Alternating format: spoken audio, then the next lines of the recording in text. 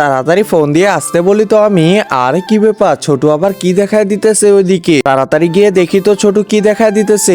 আরে এগুলো তো দেখি আম, ছোট মনে হয় আম খাবে। ছোট দাঁড়া, আমি এখনই নিচে গিয়ে আসতেছি মা, আমি এখনই আসতেছি। আচ্ছা ঠিক আছে, তো আমি নিচে চলে আসলাম, এখন তাড়াতাড়ি আমগুলো নিয়ে যাই। এই তো চলে আসলাম আমি। আরে কি ব্যাপার ছোট, তুই আবার কি নিয়ে আসছিস? এই যে দেখো মা, আম নিয়ে আসছি। আচ্ছা দাঁড়া, আমি এখনই কেটে দিচ্ছি। আরে হাতগুলো ময়লা হয়ে গেছে, এগুলো ধুয়ে আসি। তো আমটাকে কাটা শুরু করে দিলাম। আরে মা তাড়াতাড়ি কাটো, এই তো আমরা চলে আসছি। আচ্ছা তোমরা আসছো, তাড়াতাড়ি আসো। এই তো আমার হাত ধোয়া হয়ে গেল।